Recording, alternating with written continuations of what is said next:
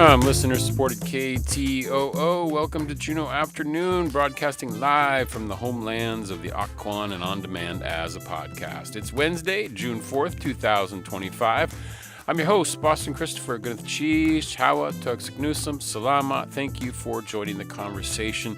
You can also join us on our live stream on YouTube at ktoo.org/JPMLive or on KTOO's YouTube and Instagram pages. Today, June is Pride Month and summer is here. Summer Christensen, that is. Although summer is also here in Juneau, we preview a few of the events that are happening this month, sponsored by SEAGLA. The Juneau-Douglas City Museum's Kate Ross is here to talk wild joys and other goings-on at the museum. Juneau Youth Sailing Summer Day Camp is back. We get all the details on this camp for 12 to 17-year-olds happening in June and July. And the Juneau Arts and Humanities Council is here to preview First Friday and beyond. Those conversations coming up this hour on Juneau Afternoon.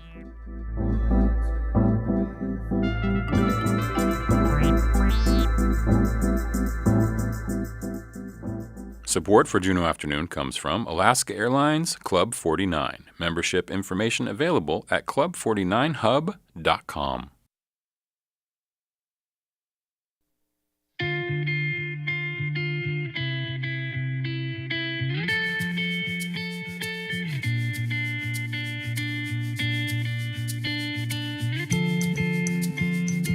You are listening to community-supported Juneau Afternoon on KTOO at 104.3 Juneau, 91.7 Juneau Ock Bay, and online at ktoo.org. I'm Boston Christopher. You can also join us on the live stream on YouTube, Facebook, or Instagram. Welcome to June. It is June. It's June 4th, and already Pride Month is in full swing. SEAGLA, the Southeast Alaska LGBTQ+ Alliance, is hosting a bevy of events throughout the month, and we are here with Summer Christensen to get a preview of the next couple weeks of happenings, and then Summer's going to come back and join us mid-month, and we'll round it out because there's just too much to talk about. G'nath Cheese, thank you so much, Summer. It's a pleasure to see you. How are you doing today? Good. Goodness, Cheese, for having me. I'm excited to be here, excited to talk about all these events. Yeah, so happy Pride, and I know that you got kicked off this weekend on Sunday, and then last night you had like a button making? Yeah, we had our first queer craft of the month. That was button making at Forbidden Peak, and I heard there was about 30 people who showed up to Forbidden Peak and made buttons. So many people showed up that we completely ran out of the button making supplies. So, well, that's a good sign. That's a good sign. Very excited. And, of course, you can find all the information and follow SEAGLA at AKSEAGLA. That's AKSEAGLA.org. They also have a Facebook page. Yes, we have a Facebook and we have an Instagram. I believe our Instagram is _SEAGLA. Yeah, and you can find us. We have our Pride logo for 2025, which has some wildflowers and skunk cabbage with some extra tufts. So if you see that, that's the right one. A very Juneau. Yeah. Very Juneau logo for Pride Month. That's awesome. So now looking at this calendar, which I'll put up for those on the stream as well, and you can also find this on their Facebook page, and there's also a really cool tiny URL that Summer made for us. It's tinyurl.com/3WMCHS6 apostrophe. I'm not sure why tinyurl uses apostrophe in there, but also if you just search Juneau SEAGLA and it's Pride, you'll probably see it. But this calendar is packed with events. So let's go over a couple of the ones that are coming up. There's two things happening today. Yeah, so in about an hour and a half, I'll meet everybody at the dog park. We're going to have a dog park party.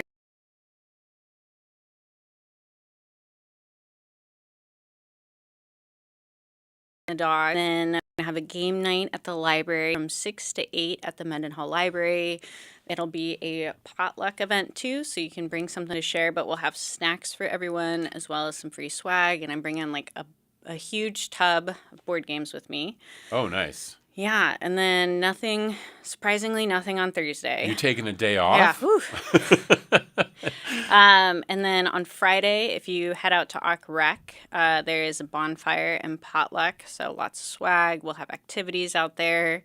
And then... That's awesome. Let me ask this question, just get this out there, because we've talked about this before on the show, but I just want to make sure that people know this, that this is for Pride Month, but everyone is welcome to most of these events, right? Yeah, looking at the calendar, everyone's welcome. So this year we're trying to push really hard for community allies are definitely welcome, as well, obviously, as LGBTQ folks.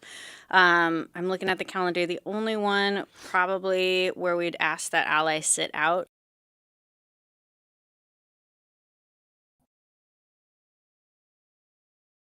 And the queer coffee and conversation for fathers, that's more for queer people who maybe don't have the best relationship with their dad and they just want to be in community that day. I see. So really just those two events, the queer coffee and conversation, and then you mentioned, we'll talk about this again in a couple weeks, but the party in the pool, the trans pool party. Okay, that makes sense. But otherwise, community welcome, allies welcome to all these different events. I just wanted to put that out there. For sure. Yeah. And so we'll have the bonfire on Friday. And so if you can't make it right at 5:30, it goes till 8. So just make your way out and we'll be people there. And then I'm really excited. So SEAGLA is not running the Zach Gordon Youth Pride. That's the Zach Gordon. But SEAGLA will be there with merch, and then I'll be giving a short speech. So that's always a really fun event if you have kids or teenagers. Yeah, if you're looking at this calendar, anything in purple is events that SEAGLA is supporting, but not necessarily you're putting on, but you're supporting it because it's part of Pride Month and you want to get the word out about these events as well. So that includes the Zach Gordon Youth Pride on Saturday. Yeah, and I'm even looking at this, and this, we're missing a few events from the community that we got after we made the print.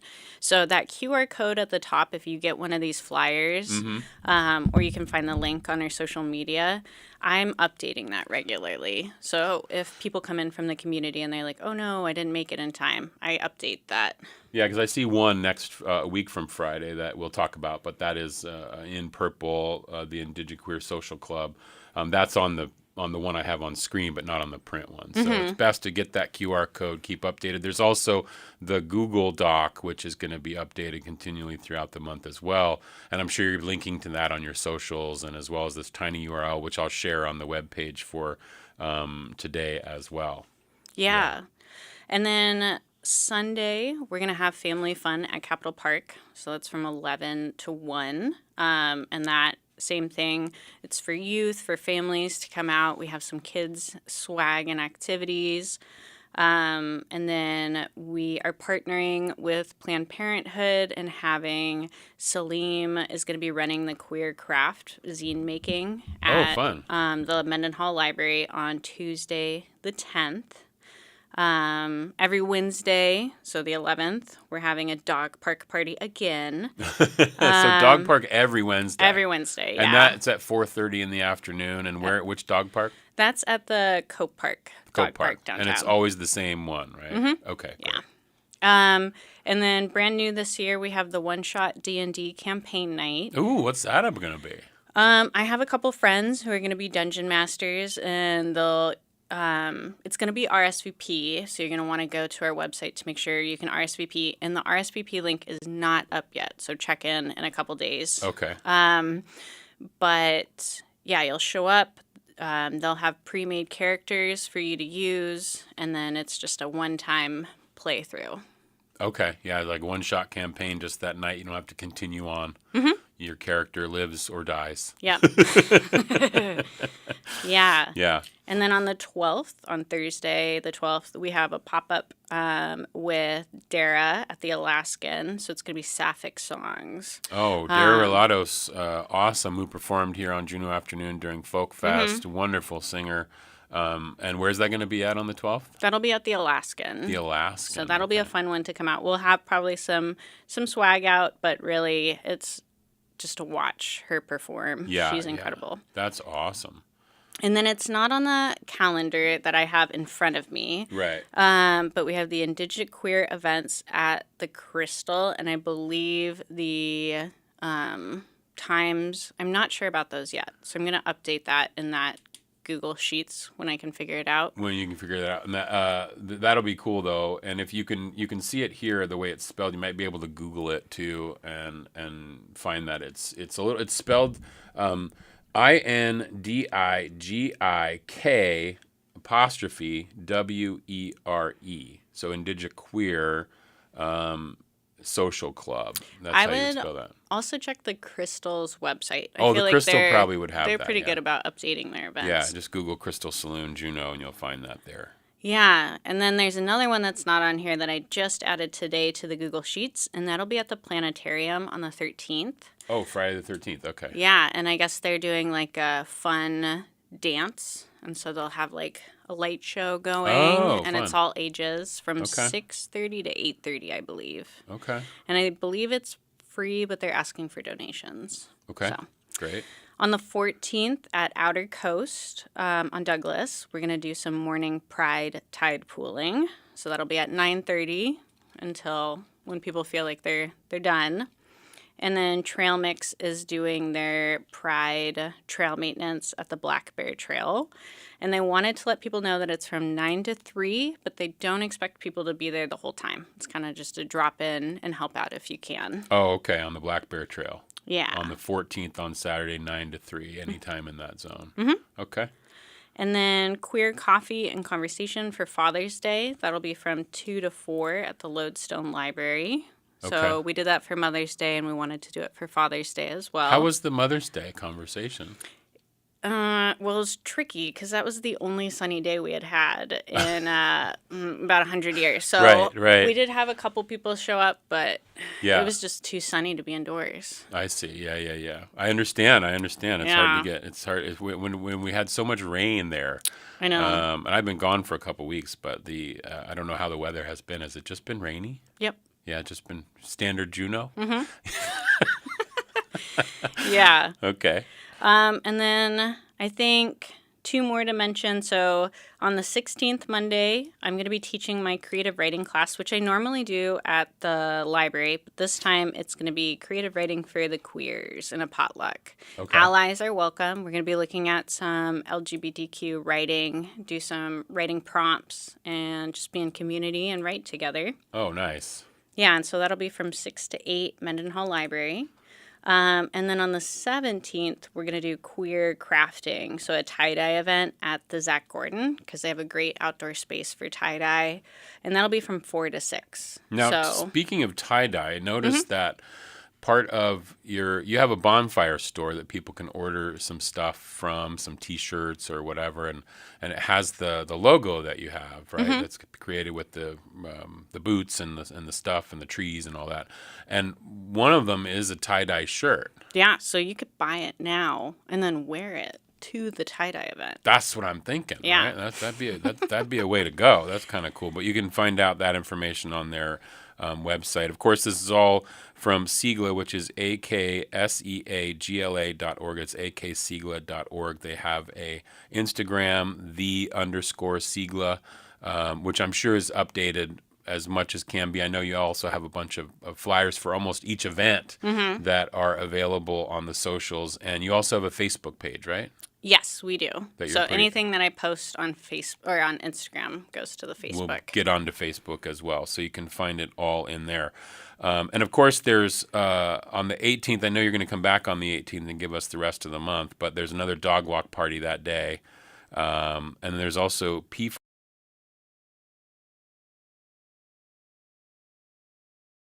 purple, so that means it's not one of your events, but it's happening. About that. So Yeah, that's that cool. should be good. One thing I just want to say, all of these events, except maybe the one we might have people like pay a ticket of $3 to $5. Right. But other than that, all of these events are free, and SEAGLA is a completely volunteer-run organization. So all the things that you're seeing It's all nonprofit, all run by volunteers. And so this year we're trying to push for asking for a bit of donations. If people have the funds, you can find a donation at our website. It takes you to a PayPal. And really all that money does is just go straight back into the community. Absolutely.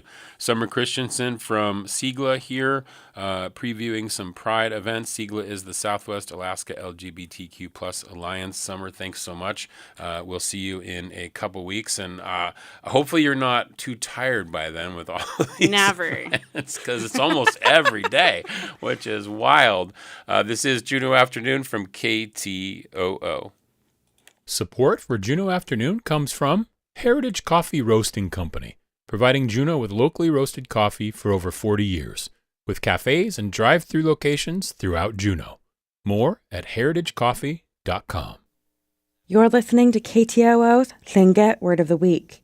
This week's word comes from Kehinach John Martin, and the word this week is Shaw. Shaw. That means mountain, and here is a sentence.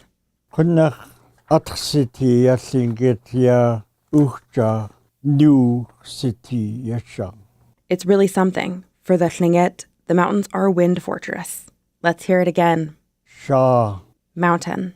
Gunas Chish to Juneau Lance Twitchell, Goldbelt Heritage Foundation, and the University of Alaska Southeast for this audio. Kehinuk John Martin was Dakdain Tan and a child of a Kagwantan man. He is from the Hunakawu, the people of Huna, and was a contributing elder and speaker at many language immersion gatherings in Glacier Bay, Yakutat, and Juneau. He attended boarding school in Shkakwe and attended Gonzaga University. And tune in next week for another Tlingit Word of the Week from KTOO.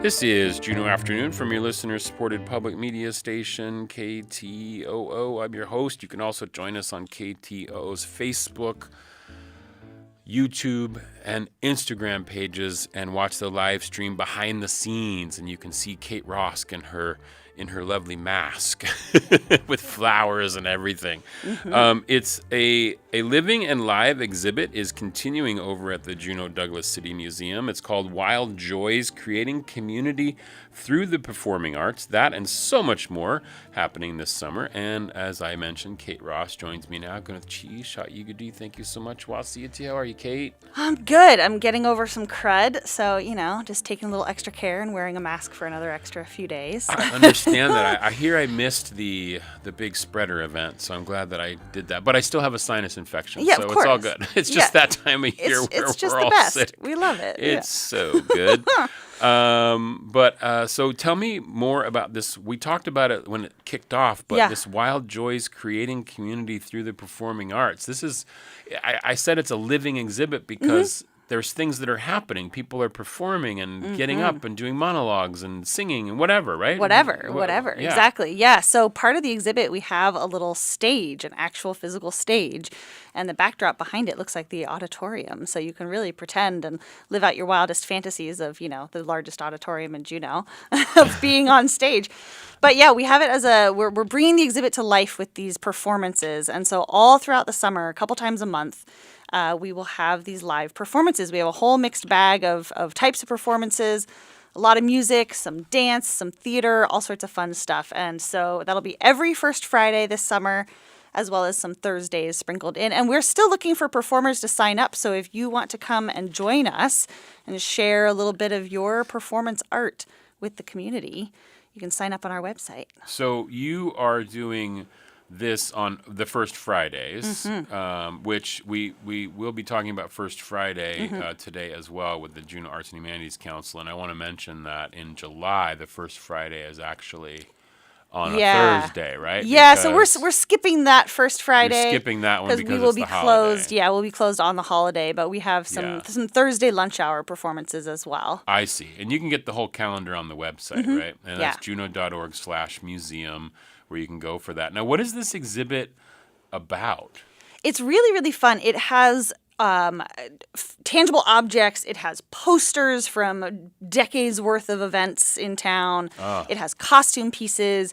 It has playbills and dance cards from, close to 100 years ago, makeup from old theater companies in town, What? photos from contemporary theater companies and dance companies. It's really just spanning the gamut of performing arts in Juneau. So it's focusing on the historical aspect as opposed to more contemporary. But of course, we do have photos and things from kind of the more modern stuff as well. But it's really cool, the amount of different objects and costume pieces, and yeah, it's a lot of fun. That is really fun. And it is playing for a while, right? Yeah, this is our big summer exhibit, so it will be up all the way until mid-October. So you have a lot of opportunities to come see it.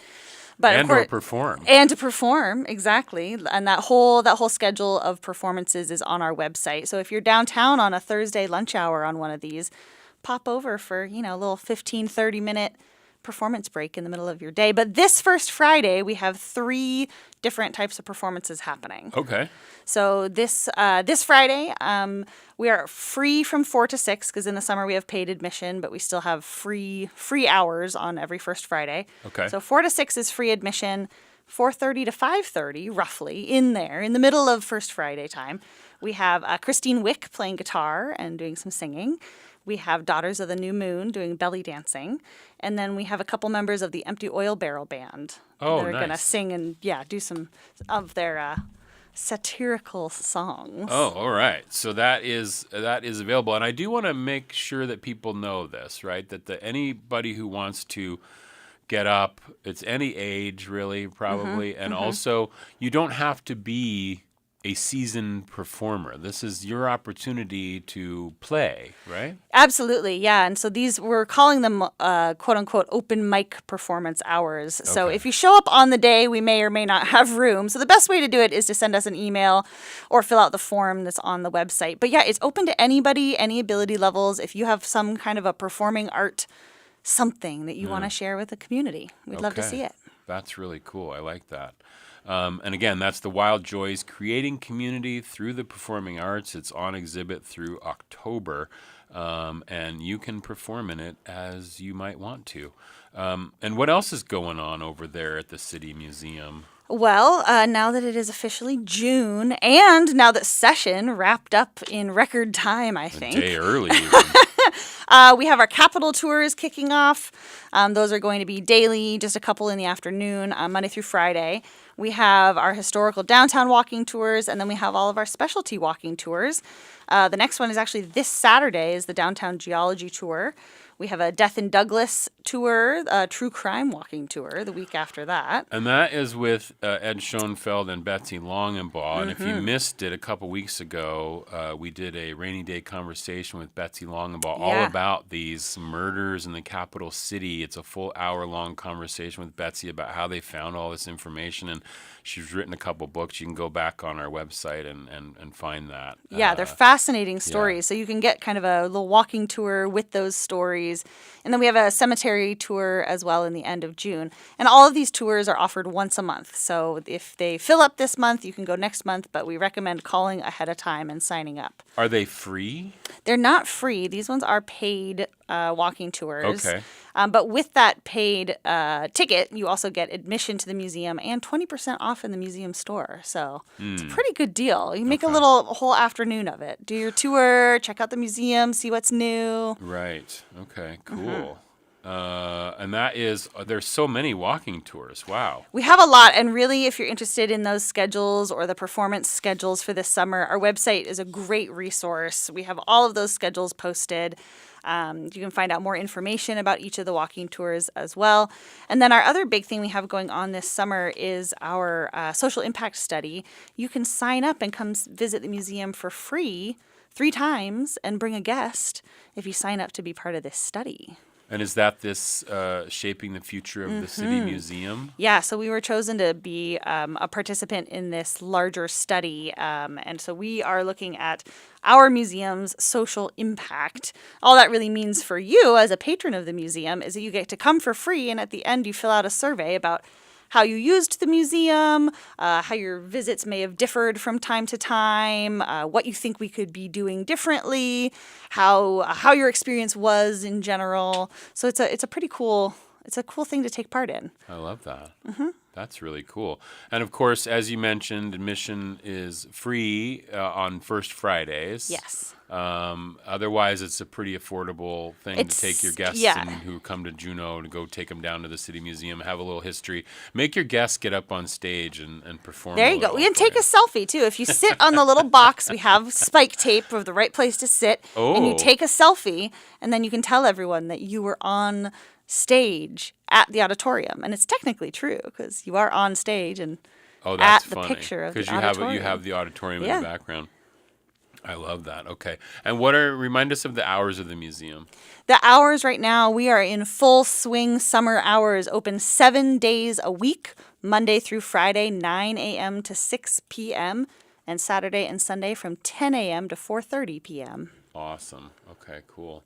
And Kate Ross, is that everything that's happening? Is that I all think that's that's going everything. on? It's a lot. Just a couple things. Just a few things. Tons of walking tours, a big giant exhibit that you can even perform at if you want. Go learn the history of the creative community here in Juneau, the performing arts community. It's amazing, and I love that there's so much history to it. There's so much, and it's really incredible. And some of the costumes that we have are really fun to see. And take a trip down memory lane with those posters too. You might be, oh yeah, I remember that one I went to when I was a kid. You know? Yeah, that's right. That's right. That's kind of fun. Or you go, oh, that's the one my dad was in, or oh, that's the one my mom was in. Or here's a little Easter egg that I challenge everyone to try and find. Find the poster that has a signature of Buddy Tabor on it. Oh, interesting. Kind of fun. Okay. Kate Ross from the City Museum. You can find everything at juneau.org/museum. Gonna cheese for coming in today. I really appreciate it. Cheese. Okay, up next we will talk with Juneau Youth Sailing about their summer camp. But first, a savory moment.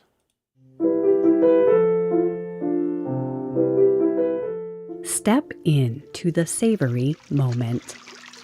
It started with 2 Arctic air freezers that hitched a ride from Seattle on an Alaska Marine Lines barge. If these 2 appliances, boasting temps of negative 15 degrees and equipped to store 800 pounds of frozen goods, had known they were about to make history, they might have kept a journal. Day 1. Can't see anything. We're shrink-wrapped on a pallet, still inside our boxes. At least we're together. Day 6. In Sitka now, in a warehouse on Lincoln Street, plugging in and humming. Not sure what the plan is, but we're no longer surrounded by cardboard. We're really thinking outside the box now. Ha! Day 21. That's more like it. We're stuffed to the gills with 50-pound boxes of seafood. Nothing a freezer likes more than a full stomach. Time for a nap. Day 28. Someone keeps removing boxes and replacing them with bags of vacuum-packed halibut, lingcod, rockfish. Half share, full share. Day 30. The warehouse is hopping. Each time footsteps approach, our lids open to excited voices. What an incredible service. I've never been able to afford halibut. How should I cook this lingcod? Day 90. It's been a busy summer. Salmon started showing up last week. We're still not sure what's going on, but it appears to involve seafood sales. More to come. Day 120. We finally figured it out. We're part of Alaska's first community-supported fishery, a subscription program that offers monthly shares of wild seafood. We're famous. Why are we always the last to know? 15 years later, retirement isn't so bad. The 2 of us are holding frozen goods for a couple of families now. Still lots of fish, but also venison and bags of wild blueberries. Apparently, the new warehouse freezers are bigger, colder, and have better seals. Blah, blah, blah. We're happy right here telling war stories. It might be about time to write that memoir. Find the full recipe for seafood chowder from Alaska's first community-supported fishery program at savorymoment.org. From the studios of KCAW in Sitka, Alaska, I'm Beth Short Rhodes. Whatever is on your dinner table tonight, may you savor the moment.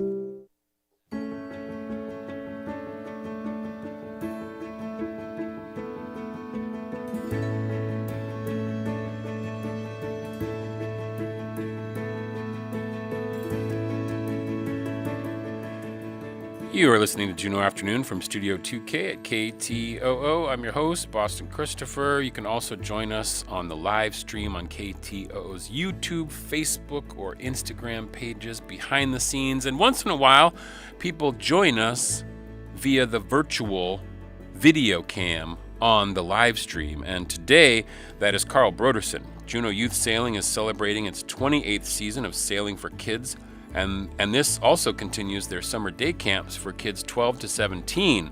And welcome, Carl, for a look at the summer and exciting news on the group's fleet. Gunath Chi, Sha'igudi, thank you so much for joining us. Carl, can you hear me okay? I can hear you fine. How are my levels? I can hear you perfectly, so that's awesome. Thank I you love so it much. when a plan comes together. Right? Yeah, you're feeling a little under the weather, as are we all. And so we're happy to have you join us virtually for this chat about the Juneau Youth Sailing. So tell me a little bit about first, what is Juneau Youth Sailing and how has it been around for 28 years? It's been around for 28 years because we have very dedicated volunteers who keep it going and are bad at ever moving off the board after the end of a term. Excuse me. It's been around forever. That would be you, right? I was alluding to myself, but I didn't want to be so bold as to mention that, yes. Like any nonprofit in town, we have a wonderful group of people who are keeping it going far longer than they ever intended to initially. It's a small, wonderful program in Juneau that teaches kids how to sail for 2 months in the summer, the good 2 months. And it's just a wonderful opportunity and great way for kids to get outside and learn about sailing and also marine safety in general. And so I want to point this out because I think this is really important. This is all volunteer run. There's no paid staff. The people who teach the courses are paid because they're there 40 hours a week. Sure. Most of them are former students, but yeah, the running, the administration, all of that absolutely is entirely by volunteers. All the behind the scenes stuff. Yes, all of the absolutely. endless emails. And when do classes begin? The first class was yesterday. So Okay. Typically we do June and July. Maybe we spill into August a little bit, depending on how the school schedules work. But it's the 2 key summer months. We do 8 weeks. 8 weeks. And are there different weekly patterns in terms of like, I'm not too late to sign up? Oh, no, absolutely not. There's still, we have, levels 1, 2, and 3 going from total beginners to advanced.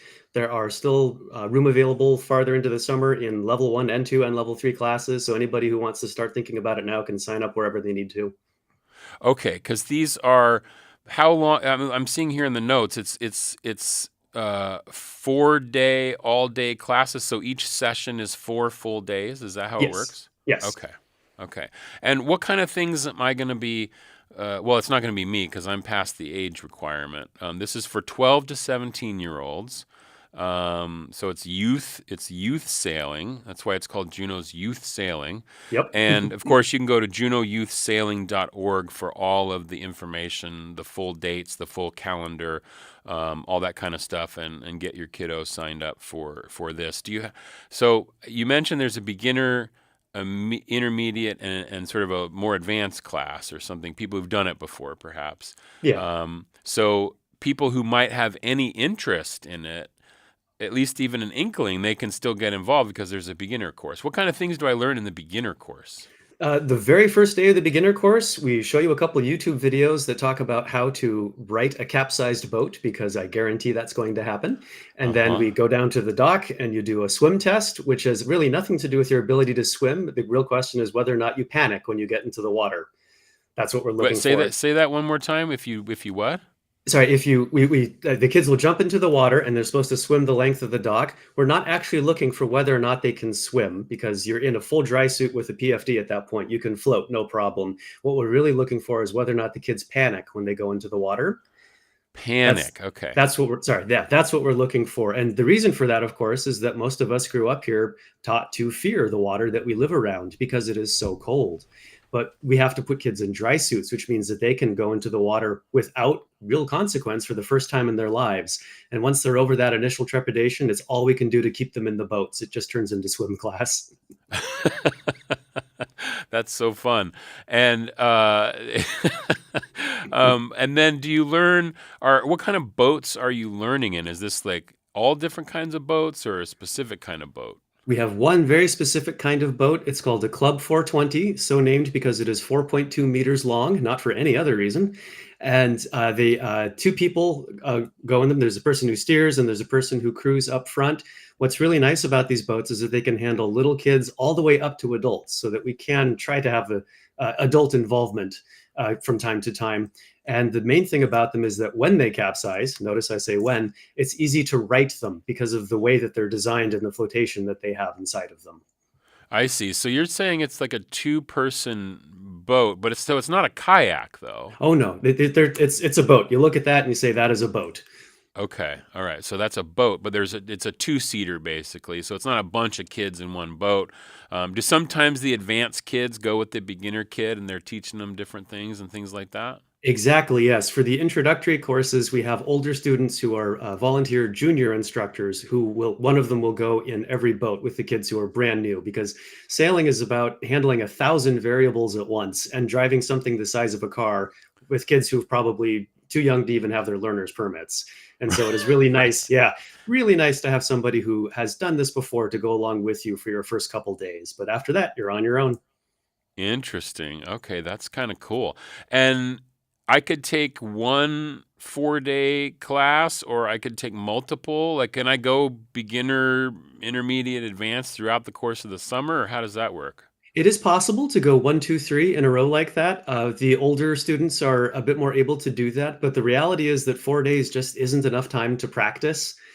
You can get all the material taught to you, but you still need to go out there and actually get good at it. And so we highly recommend that all course levels be taken more than once, especially that level 1 course.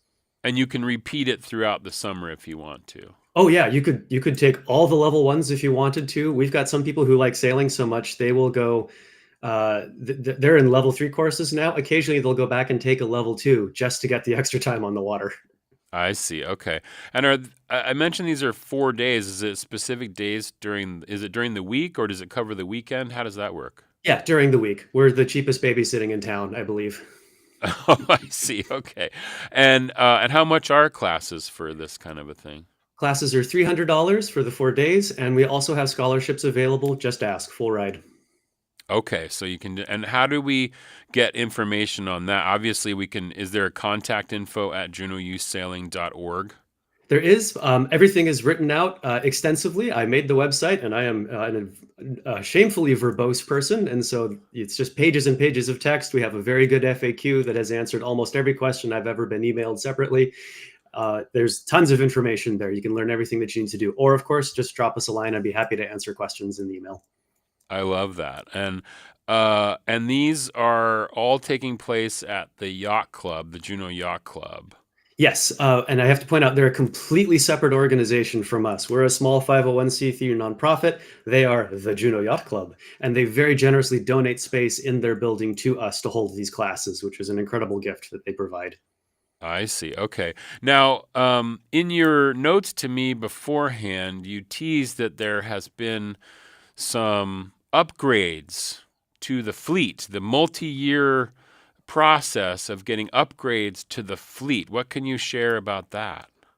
We're not quite ready for the big announcement yet because the new boats are not in Juneau yet, and we don't want to count eggs until they're in the basket. But we hopefully have very big and tremendous news about finally replacing our boats, which are literally falling apart because they are so old, and it's what they do. Fiberglass stored outside over winter doesn't last that long.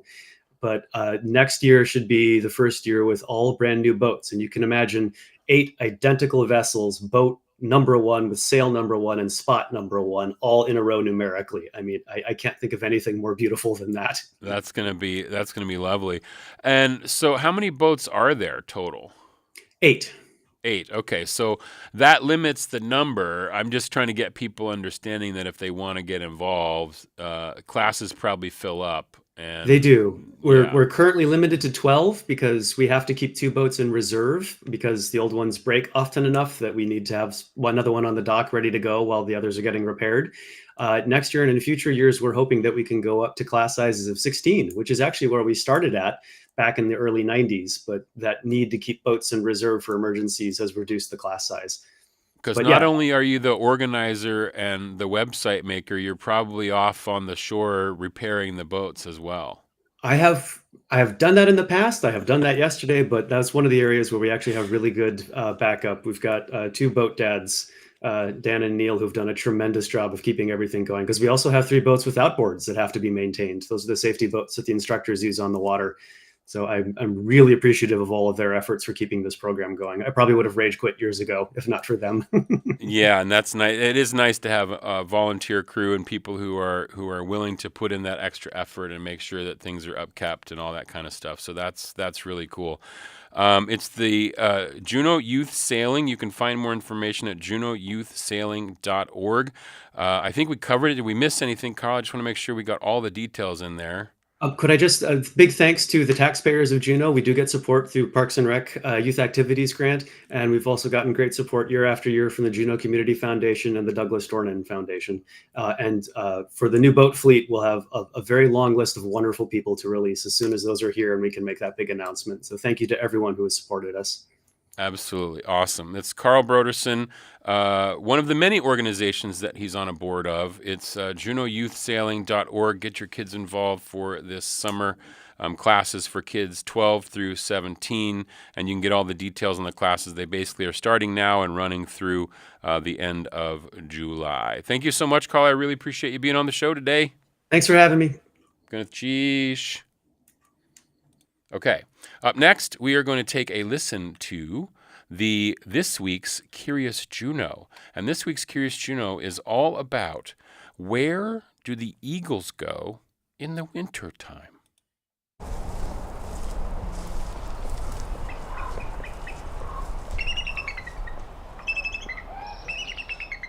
On a sunny morning at the Lemon Creek landfill, Steve Lewis, a wildlife biologist at the U.S. Fish and Wildlife Service, walks through the wetland toward the line of trees surrounding the dump. Bald eagles are squabbling over a big, salmon-colored plastic bag. They congregate here to eat. He counts more than 20 eagles swooping around the trash piles. Yeah, it's just unfortunate because it's basically like an unnatural occurrence that mimics natural occurrence. Like this is pretty similar to what you might see at the Chilkat. He's talking about the Chilkat Bald Eagle Preserve in Haines, where thousands of bald eagles from all over Southeast go in the winter. They feast on a late fall run of chum salmon. But that's not where they all go.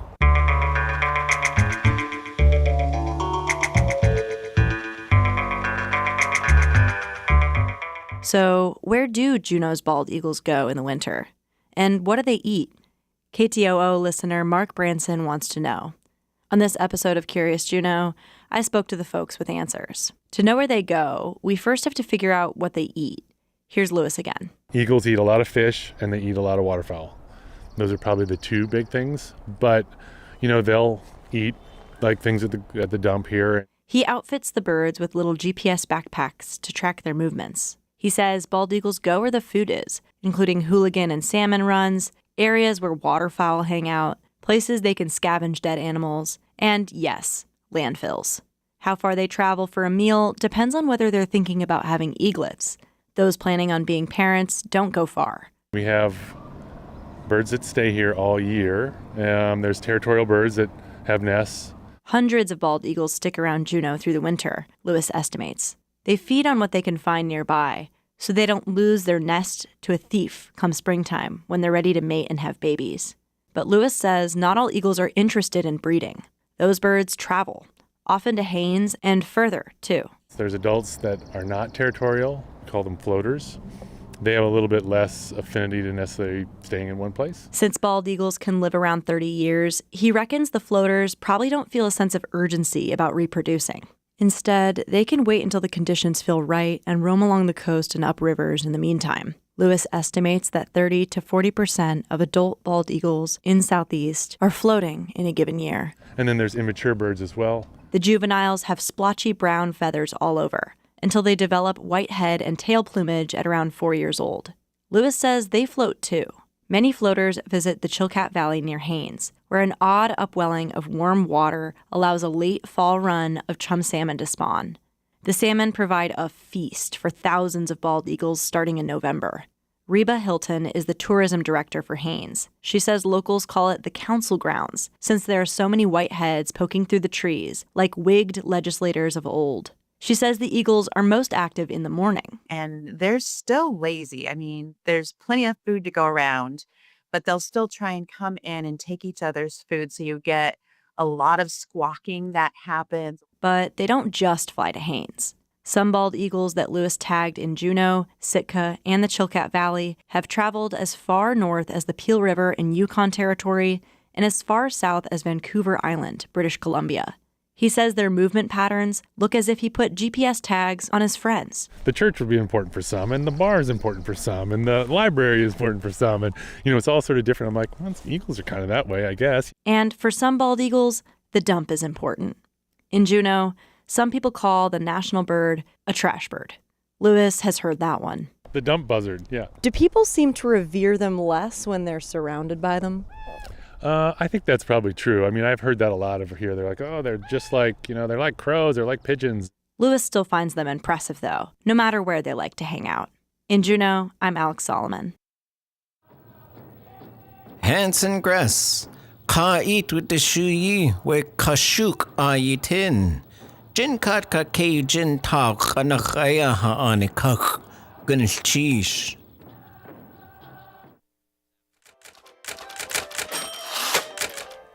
From the KTOO Newsroom, I'm Mike Lane. Today is Wednesday, June 4th, and on this day in 1957, Douglas residents reported that a local family of black bears were objecting to progress.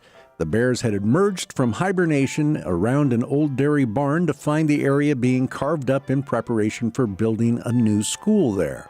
Residents said the bears lurked in the nearby forest and apparently did not like it one bit and viewed the progress with a baleful glare and hurt feelings. That's a look back at this day in 1957.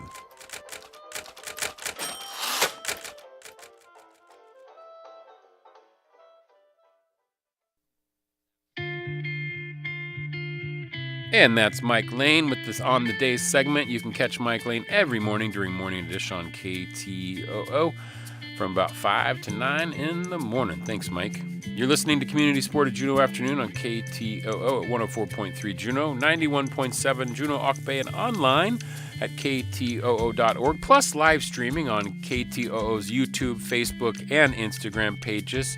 I'm like Roy Kent. I'm Boston Christopher. This is the first week of June, which means another First Friday and a wonderful chance to visit with Rochelle Bonet from the Juneau Arts and Humanity Councils and get the lowdown on all the goodness coming up. Gwyneth Chi, Sha'igadi, thank you so much, Rochelle, for coming in on this wonderful Wednesday. How are you, Wasi'iti? Doing well. Good. Thanks for having me. Of course. And let's just get this out of the way right now because I want to just mention it. Yeah. This Friday is happening. Correct. Next month, Friday is 4th of July. So what happens? Right. So for next month, we are going to be moving the First Friday festivities to Thursday, July 3rd, in the same time frame, 4 to 7-ish. So great opportunity for folks to come down, check out some art, and then, maybe go to the fireworks. Yeah, go to the fireworks. Go catch dinner. A bite to eat. Yeah. So, make an evening of it. Exactly. I think that's really cool. Get your art in, get your belly full, watch some fireworks, do all the things. That sounds good. So, and that's because people who might be scheduling or want to get into your calendar, yes, they need to know that it's on the Thursday, July 3rd. Absolutely. And Okay. we're about to put out a PSA on our social media accounts, and I've been communicating with some folks. But if for some reason you haven't gotten word of that, just note we will be doing it on the 3rd of July. Okay, cool. But this First Friday, what do we got going on? Oh, we have a lot of different things. I counted. We have 16 events going on around town. Woo. Yeah, it's pretty busy month. We have everything from art shows to live music to a dance party over at Juneau Makerspace. Okay. They did that last month. They're doing it again this month, and there's going to be some different dance lessons and whatnot. And of course, we have a new show over at the JAHC. It's Portable Southeast. That's the traveling art exhibit program that we started a couple years back. Yeah. So this is the second round of that, and it just left Skagway this week. It came here, and it goes to Ketchikan next month. Oh, that's awesome. I know. I Yeah. remember talking about this when it kicked off a couple years ago, and it basically travels around like all different places in the Southeast, right? Like 10 different communities? It travels, so this year it's traveling to 7 different communities. Okay. Last time it went to 6, and I counted our artists. We have 29 works by 22 artists from 10 communities across Southeast Alaska.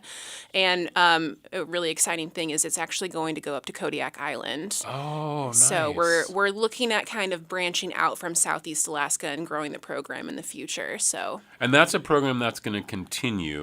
that's our hope, yes. And so if you are interested, if you're an artist and you want to get involved in that, you can probably find out information at jahc.org, right? That's absolutely right. Okay. Yeah, and feel free to reach out too if you have questions. And that'll be up. That'll be opening this Friday. Are there any Juneau artists or other artists from other communities who are going to be there this Friday? There are, yeah. We have a handful of Juneau artists, and I think we have an artist that said that she's going to come over from Gustavus. So, nice. yeah, definitely stop by and see. It's a really fun exhibit this time around. I mean, the last one was also really fun too, but it's a really good show. So 4 to 7 p.m. at the JAHC, and of course you can pick up your First Friday program there, and you can kind of go downtown and go see some of the other spots. I know we wanted to mention that Kindred Post is doing an event. It's called To Palestine with Love from Southeast Alaska. It's a launch party for a zine created by Juneau for Palestine. Contributions from artists and writers across Southeast Alaska and Palestine. Yeah, and I think it supports Families for Palestine, which is they're going to be sponsoring some families here from Juneau or something. It does, yeah. It says all proceeds will go directly to a family that's in Palestine. So come by, learn more, and be part of that community. That's cool. And so, yeah, in Portable Southeast, is there anything about the art that is, I guess it has to be portable in some way to travel around the communities. So when you're thinking about it, are there requirements that the artists have to follow? There are requirements. So no glass. actually, we do have a couple of pieces that are behind glass. The biggest thing is because of the name portable. Each piece has a size requirement. It has to fit in a medium-sized USPS flat rate box. So there's the long, skinny ones or the like more box-shaped ones. Oh, okay. So it can be 2D or 3D as long as it fits into one of those boxes. And of course, the other thing is that we want artists to submit work that celebrates life on the coast. So that can be, obviously broadly interpreted, but that's the idea, is that we're celebrating living on the coast. I see. Okay. Yeah. And I notice here, too, that other First Friday events happening. See Alaska's having their First Friday Native Artist Market. That's usually out on the deck there if it's nice. Otherwise, it goes into the little arts campus thing that they have there. Yeah. And Hearthside is having an author who's on the show tomorrow with her novel Taking Time, Sailing with My Family in Southeast Alaska. So we'll talk with... good. I think I'm not sure if it's Larry or Laurie. Laurie Irene Spengler. She'll be on the show tomorrow.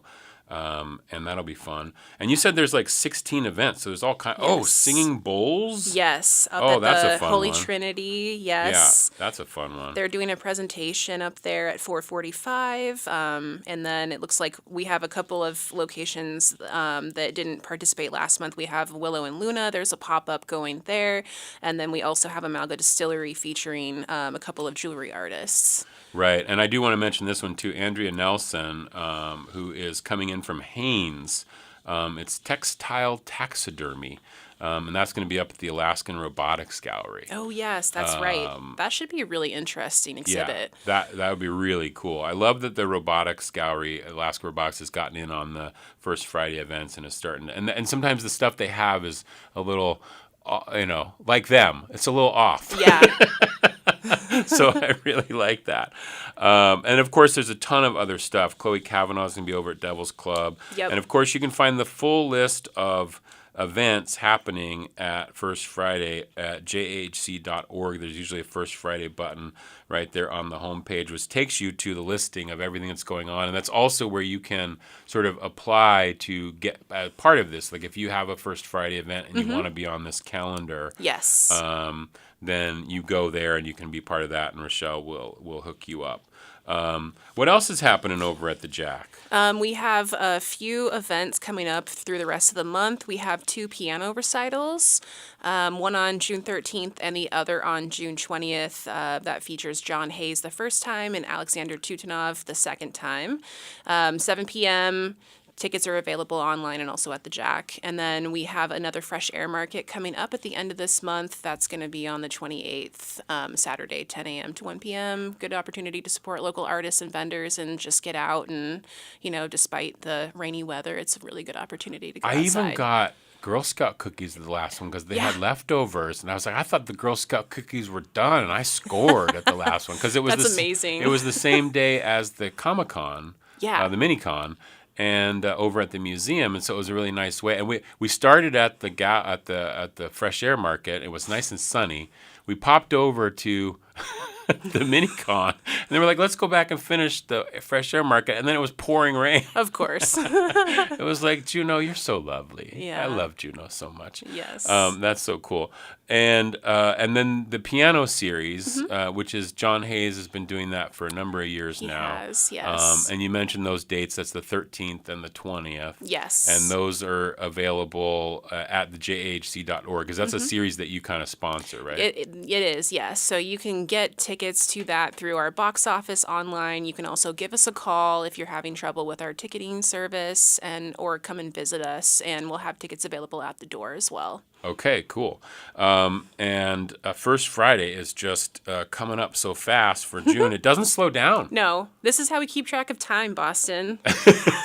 Every month. Every month. For me, how I keep track of time, Rochelle, is when I have to take the cans out Monday morning for the trash. And That's I go, fair. Another week has gone by. And then I'm like, Yep. wait, is it 2 weeks because it's recycling?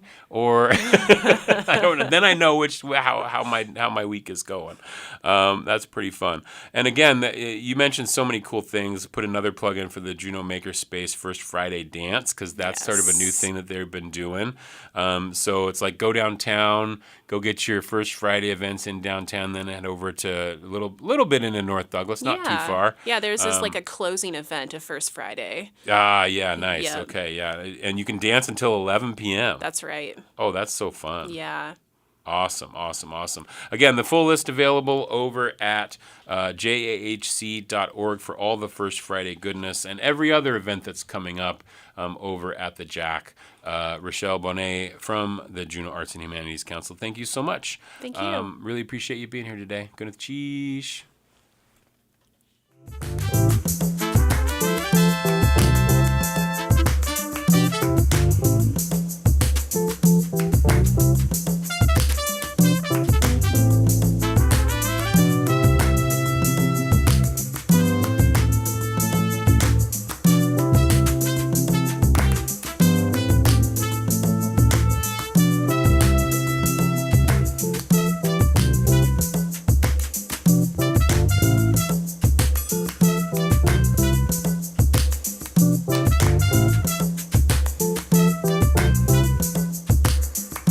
That will do it for today's Juneau Afternoon. On tomorrow's show, it's the 120th anniversary of the State Museum. We have a special preview of a talk happening on Friday. Plus, we chat with the author of the new book, Taking Time, Sailing with My Family in Southeast Alaska. Juneau Afternoon airs Wednesday through Friday at 3 p.m. right here on KTOO 104.3 and KAUK Juneau-Oak Bay 91.7. Hello out the road. Find the show online at kto.org/Juneau Afternoon, where you can listen to episodes, subscribe to the podcast, offer feedback or suggestions, or find out how to be a guest on the show. You can also find the live stream archives on KTOO's YouTube page. Our theme music is by Indian Agent. Programming support for Juneau Afternoon comes from listeners and viewers like you, and Alaska Airlines, Club 49, Hanson Gress, and Heritage Coffee Roasting Company. Juneau Afternoon is a project of the KTOO Arts and Culture team. I'm Boston Christopher, producer and host of the program, with help today from Lisa Purvis. Gwyneth Cheese, have a lovely Wednesday Juneau evening.